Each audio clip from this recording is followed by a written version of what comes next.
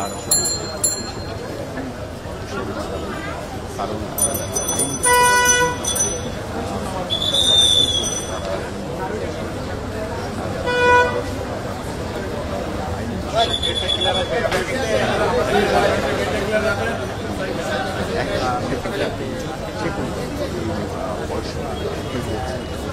যত ধরনের জায়গায় নিজে গিয়ে সেখানে পদক থেকে কাজ করে কিন্তু কাজ করছে বলছেন এই বয়সেও তিনি ছুটে গিয়েছেন, নিজে কাজ করেছেন, তার আশায় সবসময় নিজে ছুটে গেলেন। অন্তর্বর্তী সরকারের যে কোনো ধরনের যে আইনগত কোনো ধরনের যদি কোনো সলিউশন দরকার করতে সেই সহযোগিতা তিনি রেগুলার করেছেন। পরিবেশ উপদেষ্টা আমাদের সাথে কথা বলেছেন, পরিবেশ উপদেষ্টা এক মেয়ে বিদ্যালয় সেই মেয়ে দেশে ফেরার পরে আমরা জামায়াতের আমির এসেছেন এই ঘটনার পরে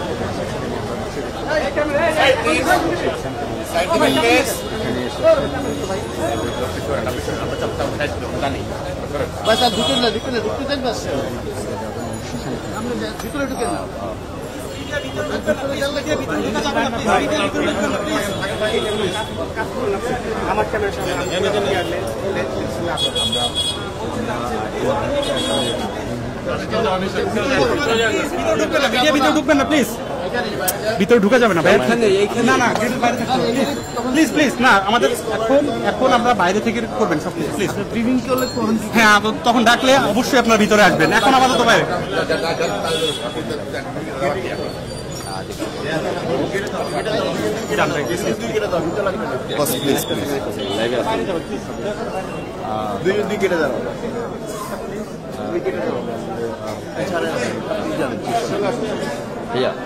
লাইভে আছি, লাইভ অফ করেন, এখন তো লাইভ দেওয়া যাবে, অফ করেন, আমার লাইভ বলতে চাই অফ করেন, এখন অফ করা যায়, এখন পারমিশন দিচ্ছি না, পেজ পরে আসে। এইখানে বিভিন্ন একই সাথে উপদেষ্টা বা যারা সহকর্মী দীর্ঘদিন সহকর্মী রয়েছে তারাও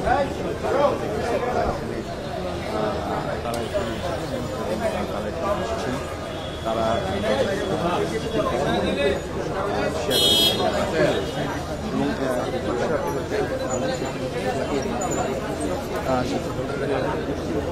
তাওহীদ তাওহীদ তাওহীদ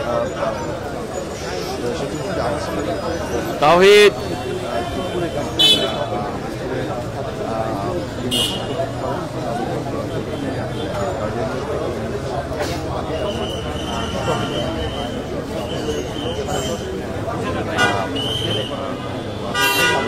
ভাই একটু সাইড চাবেন, একটু সাইড চাবেন, একটু সাইড চাবেন। বিভিন্ন সময়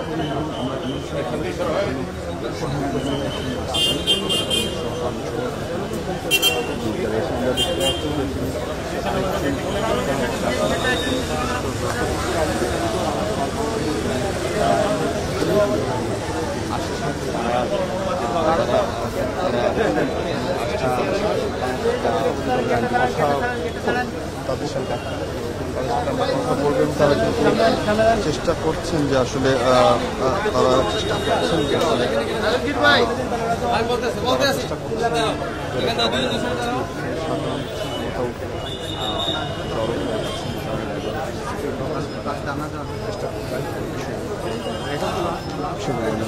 কাজ করতে।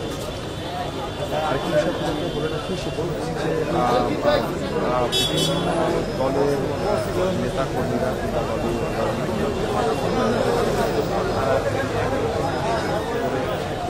সঙ্গে আছেন, আর নিয়ে যাওয়া হবে রাজধানীর বার্ডেন হাসপাতালে। সেখান থেকে কিন্তু তার মেয়ে বাংলাদেশে ফেরত আসার পরে জানানো হবে যে আসলে কোথায় রিপোর্ট করা হবে।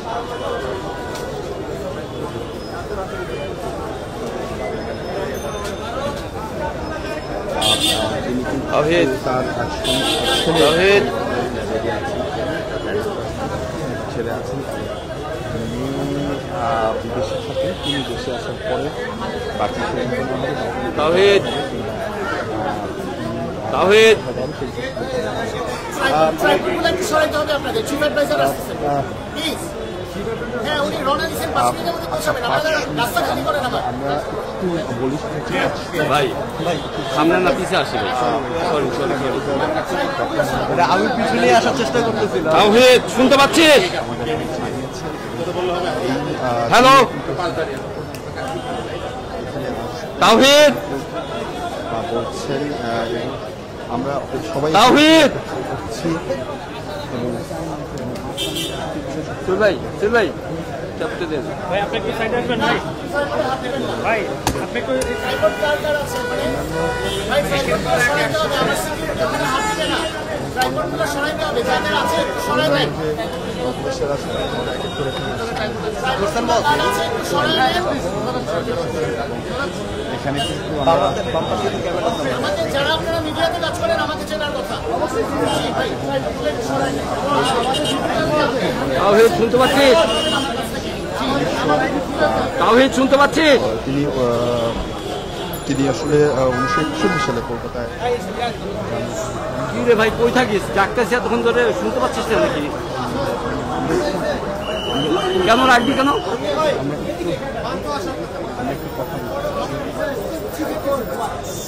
লাউডটা ফালায় রাখ।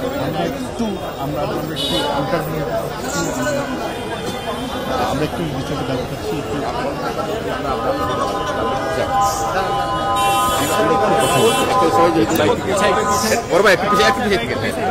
একটু ফোন দিতে বল ভাই একটু পিছে ভাই একটু পিছাই ভাই উপদেষ্টা গাড়ি আসছে আপনারা একটু পাস দেন পিছনে দাঁড়িয়ে মাননীয় উপদেষ্টা হাসান আরিফ সাহেব 3টার সময় আমাদের এখানে এসেছেন, ওনাকে আমরা মৃতই পেয়েছি। মৃত পাওয়ার পরে আমরা আমাদের প্রোটোকল অনুযায়ী সমস্ত চেষ্টা করেছি এবং 3:35-এ ওনাকে মৃত ঘোষণা করা হয়। ওনার কার্ডিও পালমোনারি ফেইলিওর বলে, যেটাকে হার্ট অ্যাটাক বলা হয়, হার্ট অ্যাটাক করেছেন উনি। আমরা ওনাকে 3:35-এ মৃত ঘোষণা করি। উনি কি এখানেই থাকবেন নাকি মরদেহ? না, আমরা ওনার পরিবারের কাছে হস্তান্তর করছি, পরিবার কিছুক্ষণের মধ্যে মরদেহ নিয়ে যাবে। আমরা যতদূর জানতে পেরেছি যে ওনারা এসার পরে 7 নম্বর মসজিদে জানাজার ব্যবস্থা করছেন। তারপরে আগামীকালকে ওনারা 11টার সময় হাইকোর্ট প্রাঙ্গণে একটি জানাজা হবে, তারপরে হয়তো বা দাফন হবে। দাফন কোথায় হবে এটা ওনার পরিবারের পক্ষ থেকে জানানো। শুনছিলেন যে এটা প্রথম জানাজা বা দিশা 7 নম্বর মসজিদ, ধানমন্ডি 7 নম্বর মসজিদ। মৃত ঘোষণা করা হয়েছে এবং এখান থেকে আসলে তার পরিবারের কাছে তাকে করা হবে। এরপরে কিন্তু তার প্রথম এরপরে বার্ডেনে রাখা হবে এবং বার্ডেনে রাখার পরে কিন্তু আগামীকাল ভাইরে আরেকটি জানাজা হবে কাছে রাখি ধরা যদি ফোনে নেই বা দেখা দেয় চিকেন অনুষ্ঠিত হবে এবং তার বড় মেয়ে ঢাকায় আসার পরে বিস্তারিত আসলে জানা যাবে যে কোথায় দাফন করা হবে সেই বিষয়ে আসলে পারিবারিকভাবে সিদ্ধান্ত। কিন্তু কোনো কিছু রেকর্ড নাই।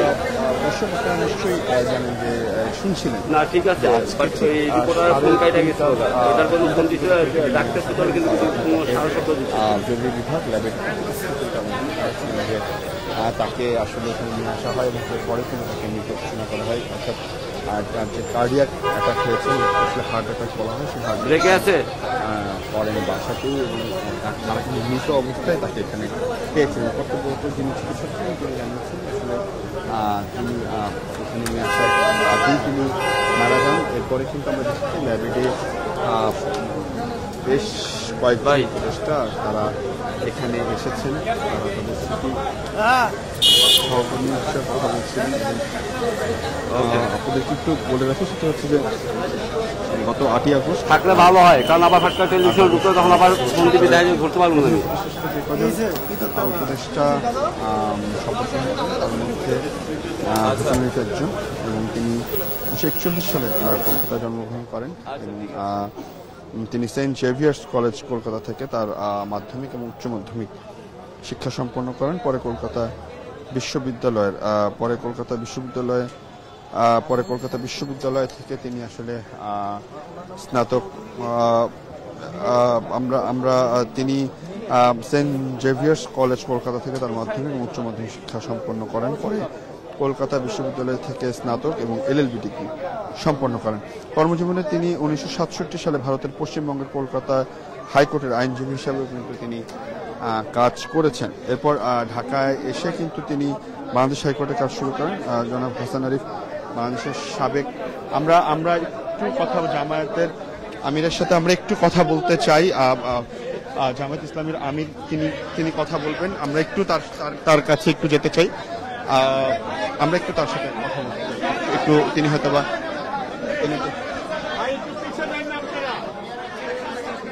আমরা একটু কথা বলবো। জামায়াত ইসলামের আমির তিনি কথা বলুন, তার সাথে একটু কথা বলতে চাই। ভাই আমি নামাজ পড়বো, তো নামাজের সময় হয়ে গেছে।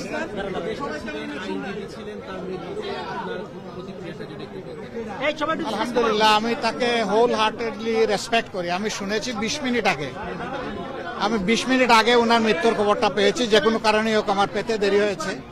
আমি পাওয়ার পরে আরেক জায়গায় একজন রুগী দেখতে যাওয়ার কথা, আমি ওইটা থেকে ডাইভার্ট করে এইদিকে চলে এসেছি আমার মনের টানে। আমি ওনাকে খুবই রেসপেক্ট করতাম। উনি তার পেশাগত জীবনে খুবই স্বচ্ছতার সাথে দায়িত্ব পালন করেছেন এবং তিনি অত্যন্ত উঁচু মানের একজন সিনিয়র আইনজীবী ছিলেন। তার আইনের জ্ঞান যেমন ছিল, তার মধ্যে স্বচ্ছতাও তেমন ছিল। এই দুইটা জিনিস অনেক জায়গায় পাওয়া কঠিন। উপদেষ্টা হিসেবে তিনি এই পদে আসার পরে, দায়িত্বে আসার পরে আমরা একসাথে অনেক সময় বসেছি, কথা বলেছি। তাকে মনে হয়েছে যে একজন খাঁটি দেশপ্রেমিক মানুষ উনি। আর উনি 5 ওয়াক্ত নামাজি মানুষ ছিলেন, সবচেয়ে ভালো যেটা আমার কাছে লাগে। একসাথে অনেক জায়গায় আমরা নামাজ পড়েছি ওনার সাথে।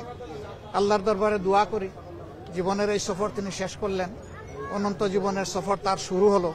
এই সফরে আল্লাহ তাআলা তার বান্দার প্রতি রহম করুন, তাকে আল্লাহ তাআলা ক্ষমা করুন, তাকে জান্নাতের মেহমান হিসাবে আল্লাহ কবুল করুন এবং তার প্রত্যেকটি মঞ্জিল এবং ঘাট আল্লাহ তাআলা তার জন্য সহজ করে দিন। আর আমরা সকলেও মৃত্যুর কথা চিন্তা করে আমাদের জীবনকেও সুন্দর করার চেষ্টা করি। এরকম দুনিয়ার সব কিছু সারফেসে থেকে যাবে, আমরা চলে যাব মাটির পেটে। তো মাটির পেটটা যেন আমাদের জন্য অনুকূল হয়। আদালতে আখিরাতে at the day of final judgement আমরা যাতে ভালো কিছু নিয়ে আল্লাহ তাআলার দরবারে দাঁড়াইতে পারি, আল্লাহ আমাদেরকে এই তৌফিক দান করুন। সবাইকে শুকরিয়া। আসসালামু আলাইকুম ওয়া রাহমাতুল্লাহ। সংস্কার প্রক্রিয়া চলছে, আজকে আর এটা না করি। ওনার মৃত্যুতে সেটা কোনো বাধাগ্রস্ত হবে না, আমি মনে করি বাধাগ্রস্ত হবে না, কারণ কোনো মানুষই আমরা ইনএভাইটেবল না। আমরা যাব, এই জায়গাটা আরো যোগ্যতা সম্পন্ন মানুষ দিয়ে আল্লাহ পূরণ করে দিন, সেটা দোয়া করি। জি, আসসালামু আলাইকুম। দর্শক শুনছিলেন যে আসলে জামায়াত ইসলামের আমির তিনি কথা বলছিলেন গণমাধ্যমের সাথে এবং তিনিও কিন্তু তার সহকর্মী হিসাবে তার কথা বলেছেন। জনাব হাসান আরিফের সম্পর্কে কথা বলেছেন এবং তিনি কিন্তু বলেছেন যে আসলে যেই সংস্কার প্রক্রিয়া চলছিল সেটির আসলে কোনো বাধা পড়বে না এবং তিনি জানাচ্ছিলেন যে আসলে সহকর্মী হিসাবে তার সাথে যে সম্পর্ক ছিলেন সেই সম্পর্ক কতটুকু ভালো ছিল, কতটুকু গভীর ছিল সে সম্পর্কে কিন্তু তিনি আমাদেরকে বিস্তারিত জানাচ্ছিলেন। আমরা আসলে বলছিলাম যে উপদেষ্টা জনাব হাসান আরিফকে আজকে দুপুরে যখন নিয়ে আসা হয় তখন আসলে এখানকার যে কর্তব্যরত চিকিৎসকরা আছেন তারা তখন আসলে তাকে মৃত ঘোষণা করেন, কারণ তারা বলছিলেন যে আসলে বাসাতেই তিনি আসলে কার্ডিয়াক অ্যাটাক করেন এবং সেখান থেকে হার্ট অ্যাটাক করতে এবং এই তখন হার্ট অ্যাটাক করেন এবং সেখানে কিন্তু আমরা আসলে দেখতে পাচ্ছি যে আসলে চিফ অ্যাডভাইজারের অফিস থেকে যে সিকিউরিটি সেই সিকিউরিটি কিন্তু আর্গুমেন্ট করতেছেন কেন? আপনি বাইরে থাকেন। আমি বাইরে থাকি। এই সিকিউরিটি তারাও কিন্তু এখানে আসছেন, তারা সেখানে আসছেন এবং সেই সিকিউরিটি কিন্তু এখানে আছেন এবং আমরা কিন্তু দেখতে পাচ্ছি যে প্রধান উপদেষ্টা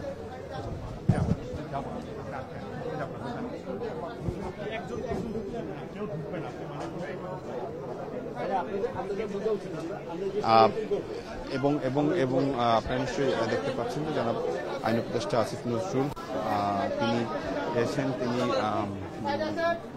হয়তো গণমাধ্যমের সাথে কিছুক্ষণের মধ্যেই কথা বলবেন এবং এখানে কিন্তু সাধারণ জনগণের আমরা ভিড়ও দেখতে পাচ্ছি, যার কারণে রেগুলার যারা চিকিৎসা নিতেছেন তাদের কিছুটা সমস্যা তারা সম্মুখীন হচ্ছেন।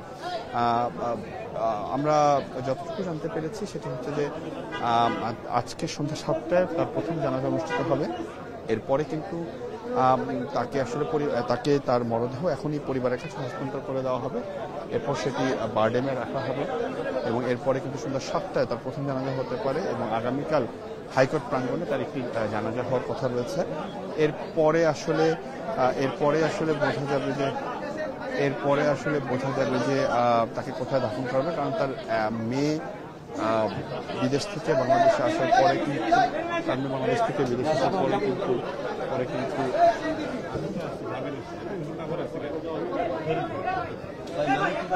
আমি কথা বলতেছি স্যার, তুমি সবাই কথা বলো এবং আপনারা নিশ্চয়ই জানেন যে আসলে অন্যান্যরা কথা বলছিলেন এবং অন্যান্যরা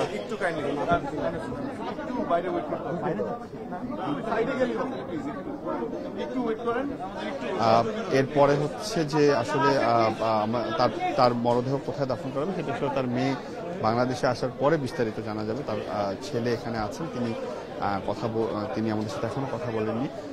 এছাড়া অন্যান্য উপদেষ্টারা কথা বলছেন, রাজনৈতিক দলের যারা প্রধান রয়েছেন, নেতাকর্মী রয়েছেন, তারা কিন্তু একে একে এখানে আসছেন এবং আমরা নিশ্চয়ই কিছুক্ষণের মধ্যেই হয়তোবা আইন উপদেষ্টা আসিফ নজরুল আমাদের সাথে কথা বলবেন। এছাড়া অন্যান্য উপদেষ্টা যারা রয়েছেন তারাও আমাদের সাথে কথা বলবেন। তারা সকলেই আছেন এখানে এবং তারা কিন্তু তাদের যে স্মৃতি সবার সাথে শেয়ার করছিলেন। আসলে অনেকেই বলছিলেন যে আসলে এই বয়সেও তিনি আসলে যে কোনো জায়গায় যে কোনো ঘটনায় তিনি কিন্তু সবসময় উপস্থিত থাকতেন। কখনোই তিনি আসলে ঘটনাতে ছুটে যেতেন এবং সেই কাজ করার আগ্রহ তিনি সবসময় প্রকাশ করতেন। এবং আমরা কিন্তু দেখতে পাচ্ছি যে চিফ অ্যাডভাইজারের অফিস থেকে কিন্তু আমরা দেখতে পাচ্ছি যে আসলে আমরা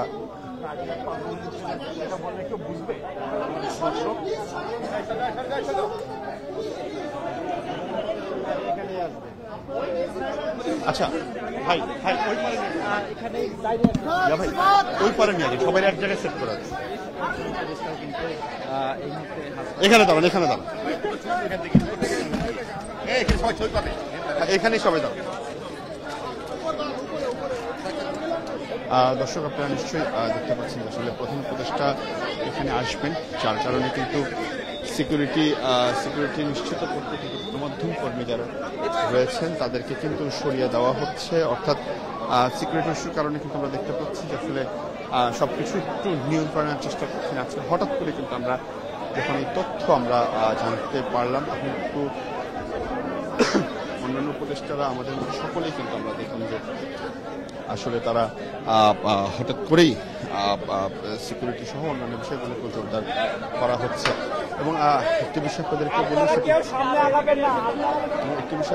বলি সেটা হচ্ছে যে অন্যান্য উপদেষ্টারা কিন্তু এখানে আসছেন এবং তারা বিভিন্ন তাদের গণমাধ্যমের সাথে তারা কথা বলছেন। তারা জানাচ্ছিলেন আসলে তারা আসলে জানাচ্ছিলেন যে কিভাবে আসলে তাদের যে সহকর্মী মারা গেছেন, মৃত্যুবরণ করেছেন, তার সাথে তাদের সম্পর্ক কেমন ছিল, তিনি আসলে কতটুকু তাদের সৌহার্দ্যপূর্ণ সম্পর্ক ছিল সে বিষয়ে বলছেন। বিভিন্ন রাজনৈতিক দলের যে নেতাকর্মী তারাও কিন্তু এখানে একে একে আসছেন এবং তারা কিন্তু বলছেন যে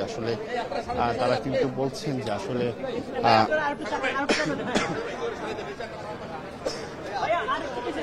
এবং অন্যান্য সহকর্মী তারাও কিন্তু বলছিলেন আসলে যে কোনো কাজে কিন্তু তারা পেতেন এবং তিনি ছুটে যেতেন। 1941 সালে তিনি কলকাতায় জন্মগ্রহণ করেন। এরপরে আসলে তিনি কলকাতাতেই তার প্রফেশন জীবন শুরু করেন, তার কর্মী জীবন শুরু করেন। পরে বাংলাদেশে আসেন এবং তিনি কিন্তু তত্ত্বাবধায়ক সরকার ফখরুদ্দিনের আমলে যে তত্ত্বাবধায়ক সরকার ছিল সেখানেও তিনি উপদেষ্টা পর্যায়ে কাজ করেন এবং একই সাথে তিনি বাংলাদেশের অ্যাটর্নি জেনারেল ছিলেন। এবং আরেকটি বিষয় আপনাদেরকে জানিয়ে রাখি সেটা হচ্ছে যে প্রধান উপদেষ্টা কিন্তু কিছুক্ষণের মধ্যে তিনি এখানে এসে পৌঁছাবেন, যার কারণে যে সিকিউরিটি ইস্যু রয়েছে সেগুলো কিন্তু চেক করা হচ্ছে। এবং একটি বিষয় আপনাদেরকে বলে রাখি সেটা হচ্ছে যে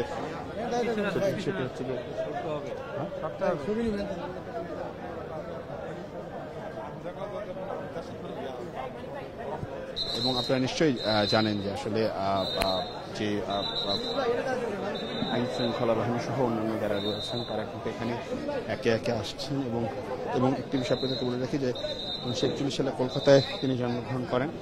এরপরে তিনি সেন্ট জেভিয়ার্স কলেজ কলকাতা থেকে তার মাধ্যমিক উচ্চ মাধ্যমিক শিক্ষা সম্পন্ন করেন। পরে কলকাতা বিশ্ববিদ্যালয় থেকে স্নাতক এবং LLB ডিগ্রি সম্পন্ন করেন। কর্মজীবনে তিনি 1967 সালে তিনি ভারতের কলকাতা পশ্চিমবঙ্গ কলকাতা হাইকোর্টে আইনজীবী হিসেবে কাজ করেন। এরপর ঢাকায় এসে তিনি বাংলাদেশ হাইকোর্টে কাজ শুরু করেন।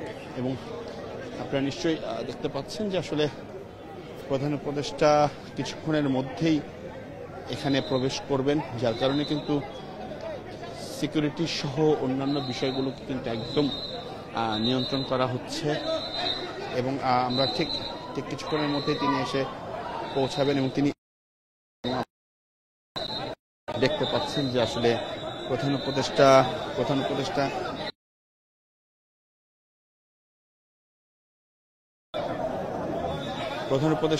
এসে গেছেন। প্রধান উপদেষ্টা ঠিক কিছুক্ষণের মধ্যেই প্রধান উপদেষ্টা ডক্টর মোহাম্মদ ইউনূস এসেছেন রাজধানীর ল্যাবেট কার্ডিয়াক হাসপাতালে এবং তিনি এখানে ঠিক কিছুক্ষণের মধ্যেই তিনি এখানে নামবেন। আমরা হয়তোবা দেখতে পাচ্ছি তার যে সিকিউরিটি ফোর্স রয়েছে, SSF সহ যে সিকিউরিটি ফোর্স রয়েছে তারা কিন্তু প্রস্তুত হয়েছেন এবং তিনি কিন্তু ঠিক কিছুক্ষণের মধ্যেই তিনি এখানে নামবেন। আমরা হয়তোবা দেখতে পাবো যে তিনি কিছুক্ষণের মধ্যেই এখানে নামবেন। তিনি তার যে উপদেষ্টা পরিষদ রয়েছে এবং তিনি নেমেছেন গাড়ি থেকে। ডক্টর মোহাম্মদ ইউনূসকে আমরা দেখতে পাচ্ছি তিনি যাচ্ছেন ল্যাবেট কার্ডিয়াক হাসপাতালে। তিনি তার উপদেষ্টা মণ্ডলীর যে পরিষদ রয়েছে সেই পরিষদের হাসান আরিফ যিনি উপদেষ্টা রয়েছেন তিনি আজ দুপুরে হার্ট অ্যাটাকের মাধ্যমে মারা গেছেন এবং তাকে দেখতেই কিন্তু অন্যান্য উপদেষ্টারা এসেছেন।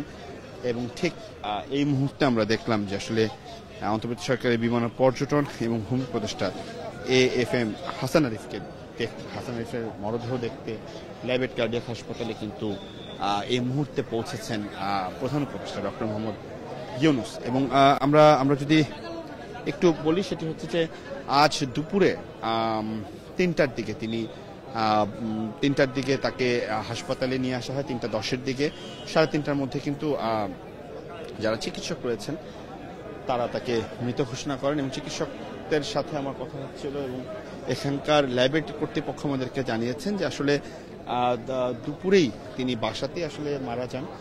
এরপরে তাকে এখানে নিয়ে আসার পর কর্তব্যরত ডাক্তাররা তাকে মৃত অবস্থায় এখানে পান এবং কার্ডিয়াক অ্যাটাক, যেটাকে হার্ট অ্যাটাক বলে থাকে, সেই কারণেই কিন্তু তার মৃত্যু হয়েছে। এবং তিনি আসলে তার সন্তান রয়েছেন, ছেলে সন্তান এখানে আছেন এবং তার মেয়ে যিনি আছেন তিনি দেশের বাইরে আছেন বর্তমানে। সে দেশে আসলে দাফন কোথায় হবে সেই সিদ্ধান্ত নেওয়া হবে বলে কিন্তু জানানো হয়েছে যে আসলে তাকে কোথায় দাফন করা হবে। তবে যতটুকু আমরা জানতে পেরেছি সেটি হচ্ছে যে তাকে এখন পরিবারের কাছে তার লাশ, তার মরদেহ হস্তান্তর করে দেওয়া হবে। এরপর সন্ধ্যা 7টায় হচ্ছে ধানমন্ডি 7 নম্বরে তার একটি জানাজা হওয়ার কথা রয়েছে। ধানমন্ডি 7 নম্বরে প্রথম জানাজা হবে। দ্বিতীয় জানাজা সম্ভবত আগামীকাল হাইকোর্ট প্রাঙ্গণেও একটি জানাজা অনুষ্ঠিত হবে এবং হাইকোর্ট প্রাঙ্গণে জানাজা অনুষ্ঠিত হওয়ার পর কিন্তু আসলে হাইকোর্ট প্রাঙ্গণে জানাজা অনুষ্ঠিত হওয়ার পর আসলে জানা যাবে তাকে কোথায় দাফন করা হবে। এবং একটি বিষয় আপনাদেরকে জানিয়ে রাখি সেটি হচ্ছে যে তাকে ঠিক এই মুহূর্তে বারডেম হাসপাতালে হয়তোবা তাকে নিয়ে যাওয়া হবে, সেখানে তাকে তার মরদেহ সেখানে রাখা হবে। এরপর তার সন্তান, তার মেয়ে বাংলাদেশে আসার পর কিন্তু জানা যাবে তাকে আসলে কোথায় দাফন করা হবে। এছাড়া আপনাদেরকে একটু বলে রাখি যে এই কর্মময় জীবনে তিনি কিন্তু অনেক জায়গায় কাজ করেছেন। তিনি তত্ত্বাবধায়ক সরকার, ফখরুদ্দিনের যে তত্ত্বাবধায়ক সরকার ছিলেন সেখানকারও তিনি উপদেষ্টা হিসাবে কাজ করেছেন। তার জন্ম 1967 সালে ভারতের, তার জন্ম 1941 সালে কলকাতায় জন্মগ্রহণ করেন তিনি এবং সেন্ট জেভিয়ার্স যে কলেজ রয়েছে সেই কলেজের মাধ্যমে তিনি কলকাতা থেকে তার মাধ্যমিক এবং উচ্চ মাধ্যমিক শিক্ষা সম্পন্ন করেন এবং পরে কলকাতা বিশ্ববিদ্যালয় থেকে স্নাতক এবং LLB ডিগ্রি পাশ করেন। পরবর্তী তার কর্মজীবনও কিন্তু তিনি শুরু করেন ঠিক ভারতের পশ্চিমবঙ্গের কলকাতা হাইকোর্টে তার কর্মজীবন শুরু হয়। তিনি একজন আইনজীবী হিসাবে কাজ শুরু করেন এবং এরপর তিনি ঢাকায় এসে বাংলাদেশে হাইকোর্টের কাজ শুরু করেন এবং সেখানে তিনি ঢাকায় এসে বাংলাদেশ হাইকোর্টে তিনি কাজ শুরু করেন এবং জনাব হাসান আরিফ তিনি বাংলাদেশের সাবেক অ্যাটর্নি জেনারেল ছিলেন এবং তিনি ফখরুদ্দিন আহমেদের নেতৃত্বে তত্ত্বাবধায়ক সরকার আইন, বিচার ও সংসদ বিষয়ক মন্ত্রণালয়, ভূমি এবং ধর্ম মন্ত্রণালয় বিষয়ক উপদেষ্টা হিসেবে দায়িত্ব পালন করেছেন। তিনি অক্টোবর 2001 থেকে এপ্রিল 2005 পর্যন্ত বাংলাদেশের অ্যাটর্নি জেনারেল পদে ছিলেন। এছাড়া তিনি জানুয়ারি 2008 থেকে জানুয়ারি 2009 পর্যন্ত বাংলাদেশের তত্ত্বাবধায়ক সরকারের আইন উপদেষ্টার দায়িত্ব পালন করেছেন এবং এই কথাটি কিন্তু অন্যান্য যে উপদেষ্টারা ছিলেন তারা কিন্তু বলছিলেন যে আইন বিষয় যে কোনো সমাধান কিংবা যে কোনো সাজেশনের ক্ষেত্রে কিন্তু সবসময় আমরা দেখেছি যে তিনি আসলে এই সাজেশনের ক্ষেত্রে তিনি কিন্তু তারা যে উপদেষ্টা পরিষদ যে রয়েছে পরিষদের মধ্যে রয়েছেন তারা কিন্তু সবসময় তার সহযোগিতা চাইতেন। এরকম কথা কিন্তু আমাদেরকে উপদেষ্টা পরিষদের অন্যান্য সদস্যরা নিশ্চয়ই দেখতে পাচ্ছেন। উপদেষ্টারা আস্তে আস্তে বের হচ্ছে। আমরা ডক্টর ইউনূস প্রধান উপদেষ্টা সহ আইন উপদেষ্টা ছাড়াও আমরা অন্যান্য উপদেষ্টা এবং তার যে উপদেষ্টা মাহফুজকে আমরা দেখতে পাচ্ছি, তার প্রেস সচিবকে আমরা দেখতে পাচ্ছি, আসিফ নজরুল আইন উপদেষ্টা তিনি এসেছেন, তার প্রেস সচিব এসেছেন, অন্যান্য সকলেই কিন্তু আস্তে আস্তে বের হচ্ছে এবং আমরা দেখছি যে প্রধান উপদেষ্টাকে আমরা দেখলাম যে তিনি গাড়িতে উঠে গেছেন, তিনি এখন রওনা দিয়েছেন, তিনি চলে যাচ্ছেন এবং আমরা সম্ভবত প্রেস সচিব শফিক আমাদের সাথে কথা বলে আমরা একটু তার সাথে কথা বলতে চাই, তার সাথে একটু কথা বলতে চাই। ভাই আমাদের ধাক্কা দিতে আমরা তার সাথে আসলে একটু কথা বলবো। তিনি হয়তো গণমাধ্যমের সাথে কথা বলবেন এবং গণমাধ্যমের সাথে তিনি কথা বলবেন। আমরা একটু অপেক্ষা করবো। আমরা একটু প্রধানমন্ত্রীর প্রেস সচিব তার সাথে আমরা একটু কথা বলতে চাই। আমরা আইন উপদেষ্টা আসিফ নজরুল পাচ্ছেন, সবাই হয়তো বা কথা বলবেন এবং অন্যান্য উপদেষ্টা যারা রয়েছেন তাদের সাথে আমরা একটু কথা বলবেন হয়তো বা আমরা একটু তার কাছে যাব। আমরা একটু দেখি আমরা আইন উপদেষ্টা কি বলছেন সেটা একটু জানতে চাই। আমরা এখন তার কাছে ডিরেক্টলি চলে যাব। আমাদের এই মাত্র প্রধান উপদেষ্টা উনি মিশর থেকে ফিরেছেন, এয়ারপোর্ট থেকে সরাসরি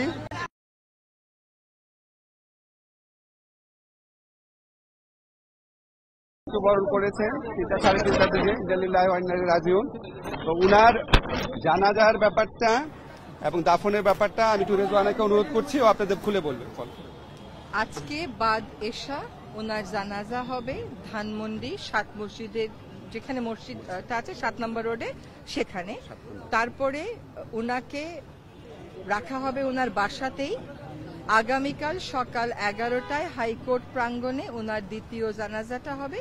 তারপরে ওখানে মিরপুর বুদ্ধিজীবীতে দাফন করা হবে।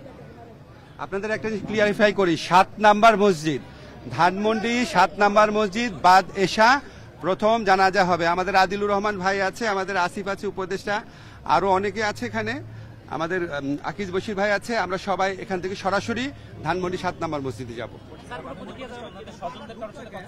জি, কথা হয়েছে। ওনার ছেলে, ওনার স্ত্রী, ওনার ভাগনা সবাই এখানে আছেন। ওনার মেয়ে থাকে বিদেশে, সে ফিরবে, কিন্তু তার জন্য আগে কথা ছিল অপেক্ষা করা হবে, এখন আর অপেক্ষা করা হচ্ছে। দাফনটা আগামীকাল হচ্ছে বাদ জোহর মিরপুর বুদ্ধিজীবী। আমাদের তো আজকে সহকর্মী না, আমাদের তো সেই কোর্টের যত বছর কোর্টের বারান্দায় হাঁটি তত বছরের সহকর্মী। আমার অনেক স্মৃতি, কারণ আমি যে প্রতিষ্ঠানে আগে কাজ করতাম সেটার অনেক মামলা উনি করেছেন।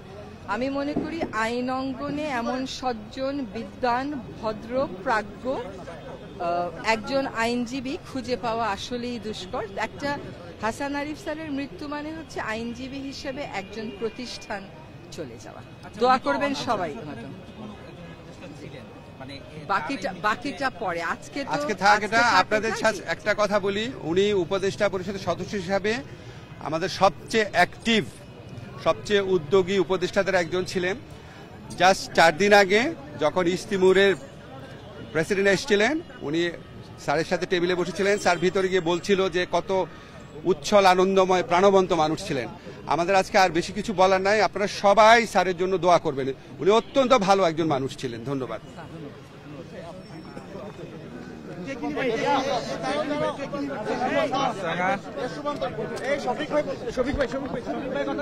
আমরা প্রধান উপদেষ্টার প্রেস সচিব একটু কথা বলবো, তার সাথে একটু তাকেও একটু জানতে চাই তিনি আসলে কি বলছেন, আমরা তার কথা শুনবো।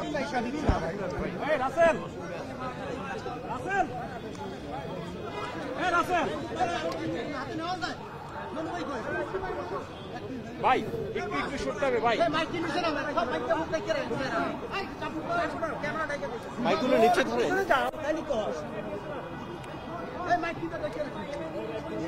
আজকে মাননীয় প্রধান উপদেষ্টাকে নিয়ে আপনি জানেন এমিরাটসের যে ফ্লাইটটা যখনই ঢাকায় টাচ করলো তখনই আমরা সংবাদটা পেলাম যে মাননীয় উপদেষ্টা হাসান আলী সাহেব মারা গেছেন। উনি খুবই ডিপলি শকড হয়েছেন, স্যাডেন্ড হয়েছেন এবং উনি তখনই আমাদেরকে বললেন যে এটা উনি নেমে বললেন যে আমি এখনই হাসপাতালে যাব এবং ওইখান থেকে উনি আমরা কোনো প্রস্তুতি ছাড়াই, কোনো ধরনের কোনো ইয়ে ছাড়াই আমরা সরাসরি এখানে এসে পড়ছি। আপনারা দেখেছেন স্যার খুব শকড হয়েছেন। তো উনি ওনার একটা কন্ডোলেন্স মেসেজ একটু পরেই এখনই আমরা দিচ্ছি। এখন উনি ওনার বিদেহী আত্মার মাগফিরাত চেয়েছেন এবং ওনার ফ্যামিলিকে একটু আগে ওনার ফ্যামিলির সাথে কথা বলেছেন, ফ্যামিলি মেম্বারদের সাথে। আপনারা জানেন হাসান আরিফ বাংলাদেশের লিগাল প্রফেশনের একজন মহিরুহু ছিলেন। বাংলাদেশের অনেক লিগাল অ্যাক্টিভিজম যেগুলো আপনি ডিসেন্টিং ভয়েসগুলো বা ডিসিডেন্টদেরকে উনি ডিফেন্ড করেছেন। বাংলাদেশের মার্জিনালাইজ কমিউনিটির সাথে উনি দাঁড়িয়েছেন। ওনার এদের লিগাল অ্যাক্টিভিজমের ওনার যে ল প্রফেশনের ওনার যে মানুষের প্রতি যে দরদ, এটা অনেক পুরনো এবং এটা উনি অনেক বছর ধরে করছেন। তা এখন এমনও আছে যে উনি অনেকের মামলা লড়ে দিয়েছেন উইদাউট এনি ফিস এবং উনি খুবই ডিপলি কমিটেড সোশ্যাল ওয়ার্কার ছিলেন। অনেক কজে ওনার ইনভলভমেন্ট ছিল। আর আমি বলতে পারি যে গত 4 মাস এই ইন্টারিম গভর্নমেন্টে উনি ছিলেন একজন আমি ক্যাবিনেট মিটিংগুলো দেখেছি, উনি প্রত্যেকটা ডিবেটে খুবই পার্টিসিপেট করতেন, প্রত্যেক বিষয়ে ওনার সুচিন্তিত মতামত উনি দিতেন। উনি was a rock in the cabinet আমি বলবো। ওনারা এই মৃত্যুতে আসলে অন্তর্বর্তী সরকারের কি ক্ষতি হলো এটা নিয়ে তো ওনারা বলছেন অবশ্যই যে কোনো ওনার মতো উনি আগে অ্যাটর্নি জেনারেল ছিলেন, ওনার যে এক্সপেরিয়েন্স, ওনার চলে যাওয়া তো এখানে ওইটা পূরণ হওয়াটা তো খুবই টাফ, ঠিক না? তো সেই জন্য আমরা ওনার বিদেহী আত্মার মাগফিরাত চাই এবং অবশ্যই আমরা সবাই আশা করব যে উনি যে কাজগুলো রেখে গেছেন সেটা যাতে আমরা সবাই মিলে কমপ্লিট করতে পারি। প্রধান উপদেষ্টা আমি বললাম তো ওনার ফ্যামিলি মেম্বারের সাথে কথা বলেছেন, তাদেরকে কন্ডোলেন্স জানিয়েছেন। ওনার একটা মেসেজ এখনই আমরা বোধহয় অলরেডি দিয়েছি, আপনারা দেখবেন। আর উনি তো এছাড়া যা ফাংশনারি ইয়েদেরকে বলেছেন যে অন্যান্য অ্যাডভাইজাররা সবাই ওনার জানাজায় যাবেন, কালকে ওনার ইয়ে হবে। Thank you. দর্শক আপনারা নিশ্চয়ই শুনছিলেন আসলে মির্জা ফখরুল ইসলাম আলম, বিএনপির মহাসচিব মির্জা ফখরুল ইসলাম আলম, তিনি কিন্তু ঠিক কিছুক্ষণ আগে এসেছেন এই ল্যাবরেটরি কার্ডিয়াক হাসপাতালে এবং সেখানে কিন্তু তিনি আছেন।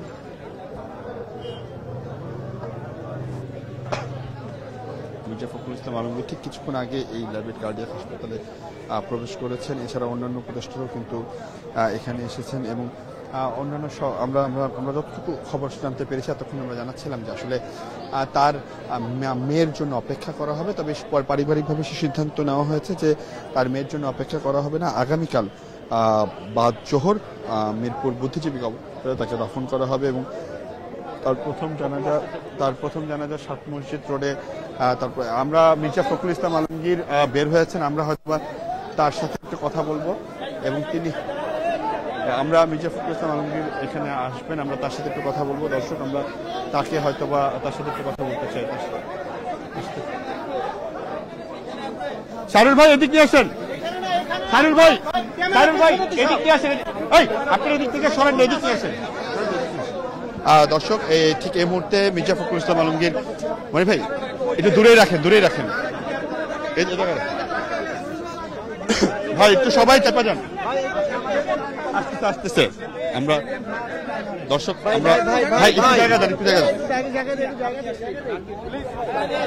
দর্শক মির্জা ফখরুল ইসলাম আলমগীর এখন এসেছেন, আমরা তার সাথে একটু কথা বলতে চাই, তিনি আসলে কথা বলবেন আমাদের সাথে। আমরা সেখানে সরাসরি চলে যাচ্ছি।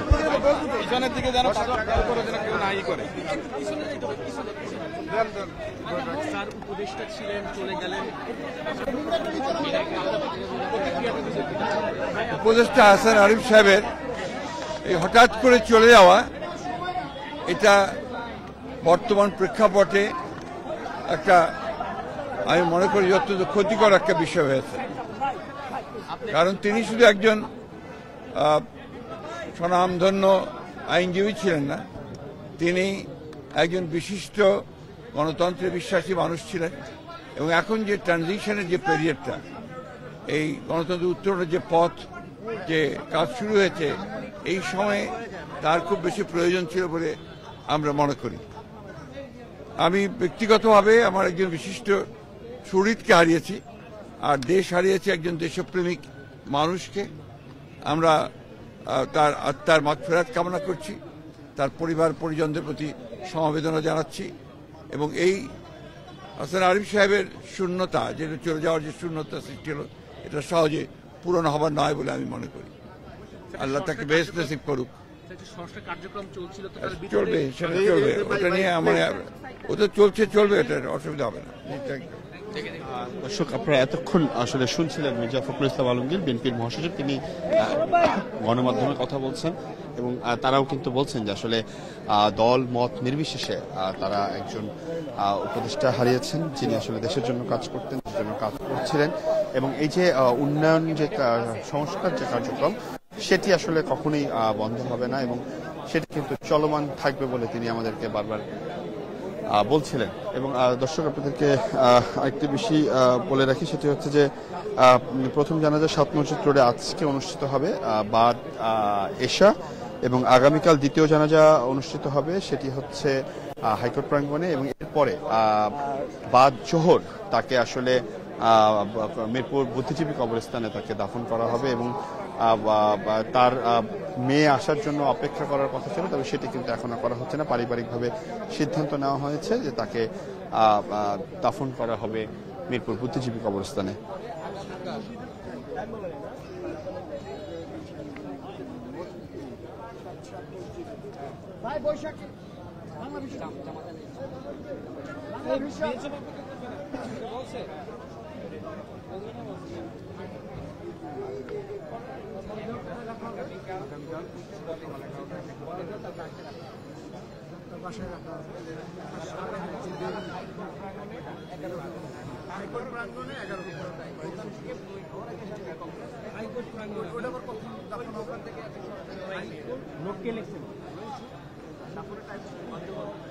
বাদ জোহর মিরপুর, আর তার মেয়ের জন্য আর অপেক্ষা করবে না। কোর্ট প্রাঙ্গণে 11টায়।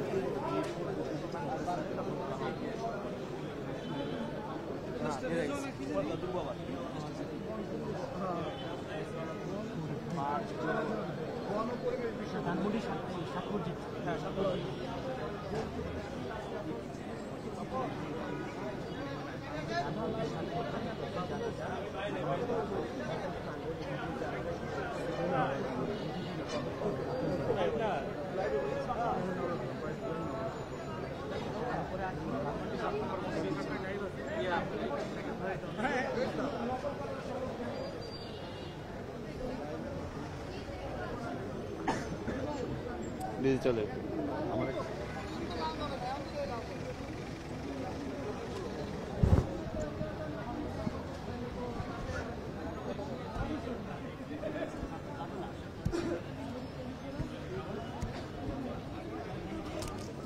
আচ্ছা এই ইলিয়াস ভাই আপনি হচ্ছে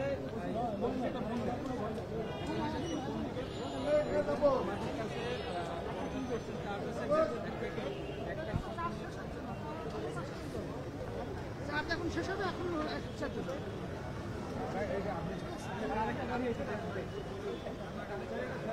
ছবি দাও, ছবি দাও, ল্যাপটপ ছবি দাও।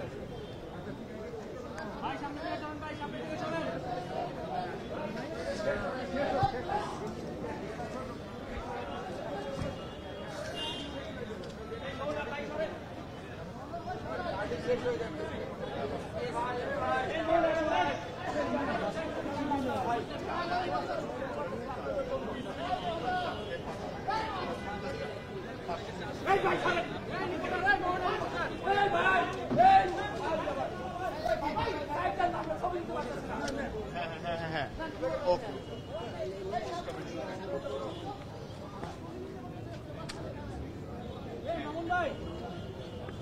সবার হাতে তুলে দেওয়া হবে, যে সরকার না না ঠিক আছে আমি বুঝতেছিলাম আর বুঝতেছিলাম না যে লাইভ আসছে কিনা এটাও বুঝতেছিলাম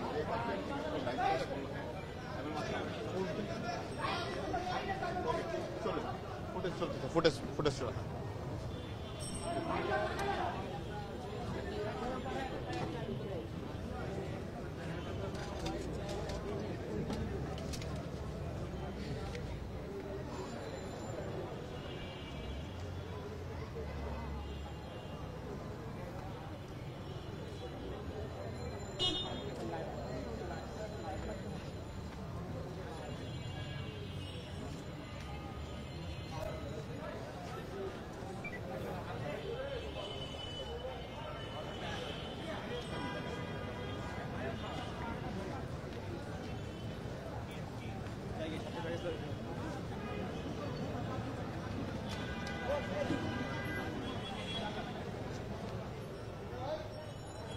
ভাই যে আমরা কি এখান থেকে কি 7 কিলোমিটারে গাড়ি যাবো না আগে দাঁড়াবো